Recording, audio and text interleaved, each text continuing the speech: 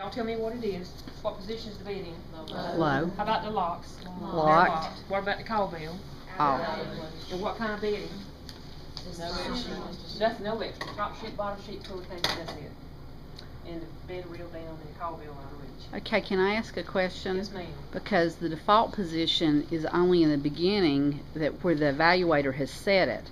But does the evaluator go every time and throw all that stuff off? Like if this is the third skill, then if the call bell is left off the bed after that first time, it's because the student has done it. Right. But the student can leave it within reach the whole time, and That's it right. doesn't get thrown around by the evaluator. But you do need to watch, because even if that's your plan to leave it in place, sometimes it will fall off the bed.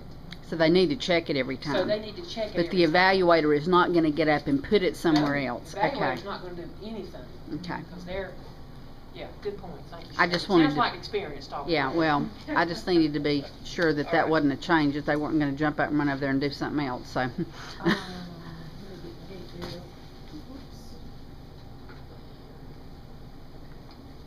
Knocker, knocker. Go ahead. How you doing, Miss Beth? I'm well, thank you.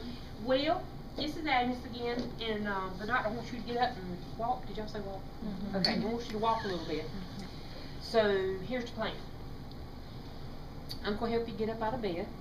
We're going to put your shoes on. I got a little plan, and we're going to walk. And we got to walk 10 feet. So we're going to go from here to that copier machine over there, and then we're going to come back. Okay. For this one, there is no privacy, correct? Correct. Correct. There is no privacy. The reason I bring that up is because if they're the kind that's trying to put privacy on everything, for this one, it kind of gets in their way because they've got to walk the patient.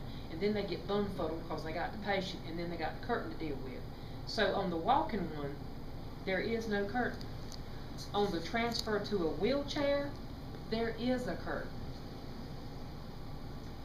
Okay. Alrighty, ma'am. We're just going to move this cover back just a little bit. And I'm going to help you to sit up. Okay. Now they can do whatever you tell them to do, but I want to assist her. Okay. Assist means touch. If you see the word assist anywhere in those skills, it means you have got to touch that client. You don't have to do anything major, but you sure got to touch them. Okay. So, alrighty now, girl. Let's slide these legs. Can you scoot these legs on around? Even though she's doing the scooting, I'm touching her. Now, will you put those shoes on for me, Ladybug? When your children go to test, they do not have to put those shoes on. The client can put the shoes on. The student can tell the client, would you put your shoes on? That is very helpful time-wise, because you see what I got on today, girls? You know how long it would take to put them on for somebody else to put them on? What, 2 minutes or something? To get a tennis shoe laced up like it should be and tied and all that stuff takes a long time. So, number one, be sure to tell your students to dress like it tells them to dress in that book, which is they should wear footwear that can be easily slipped on and off.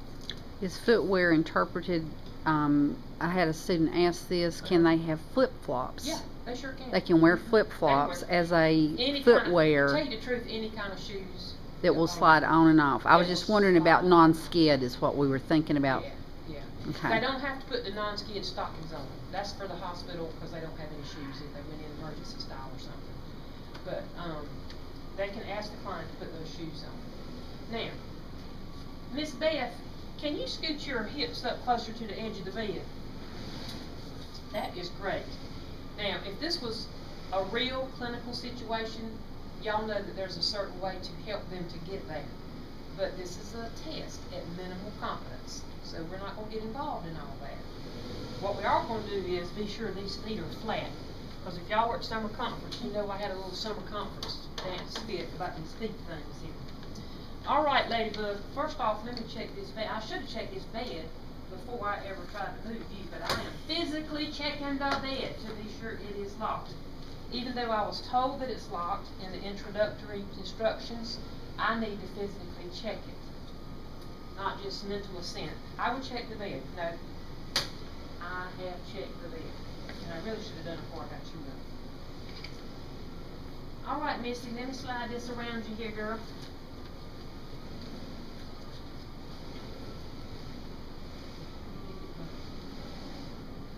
You with the belt to match here.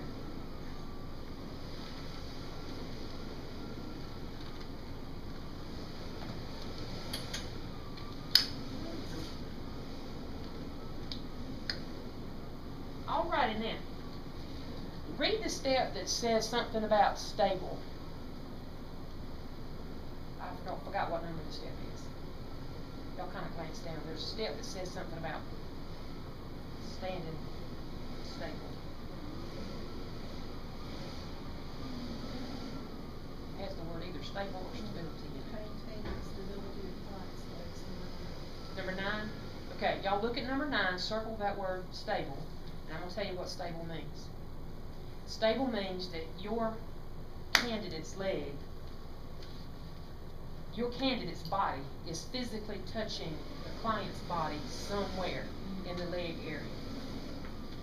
Some people do the toe-to-toe thing, which I certainly don't recommend at all, but for testing purposes, whatever. Some people do the put your feet together thing, which gives them no basic support, but for testing purposes, whatever. But you can also put that foot in between the two, like we've, suggested that you do. And make sure that the client, that your student is saying, okay, now I'm kind of a little up close and personal here, but I'm touching you so I can stay close to you. They've got to touch to get that stable credit.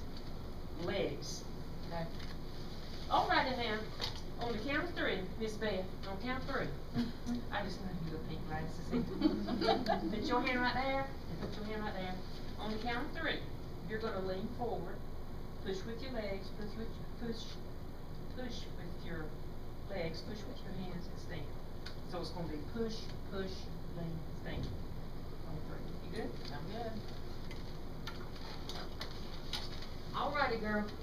1, 2, 3. Okay. Now, there's some technique that we'll talk about later if you want to, but she was stable because I was touching her limbs when she stood.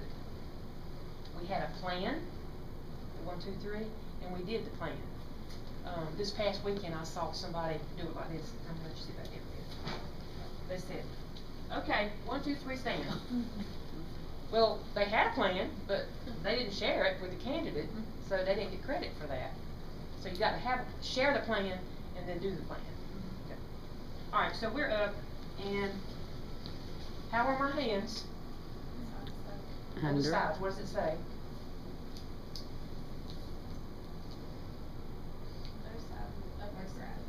Upper side, both sides upward grab. I have seen some of this. Let's see if I do this. And these are the fun ones. I just want to bust out when I see this. Okay, 1, 2, 3. I like her being launched or something.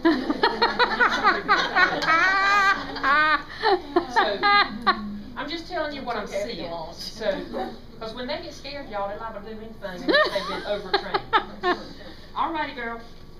We're gonna walk over there to that copy machine, okay? Okay. Alright, let's go. Okay. How we doing? Okay. Alright, let's go ahead and turn around. Okay. Yeah, we're gonna come on back to the bed. Let's turn around. Go back to your legs hit. Are you touching? Mm-hmm. Alright, yeah. Alright, let's sit down. You're gonna stick your rope out, sit down, lean forward. Let's go. 1, 2, 3. Alrighty now.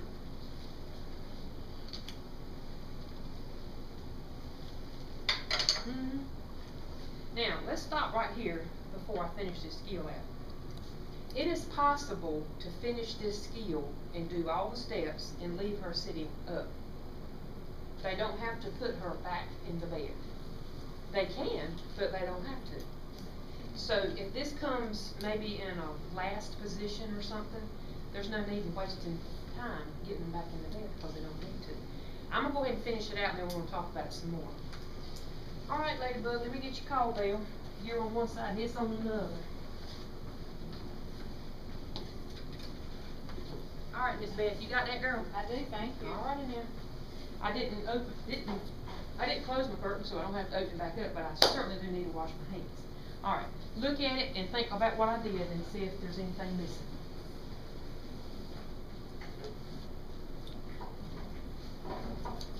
So lead in a safe level, Right. safe for you, or safe for the patient. Safe for the patient. Safe for the patient.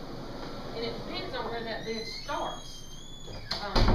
At some facilities, and this is the nice thing about doing it in a facility, is that they know your equipment, they know the heights, they know what works, you know, but if they're in a strange environment, that bed, can be in a low position, not necessarily low risk, but it's too high to get them off the bed. Does that make sense?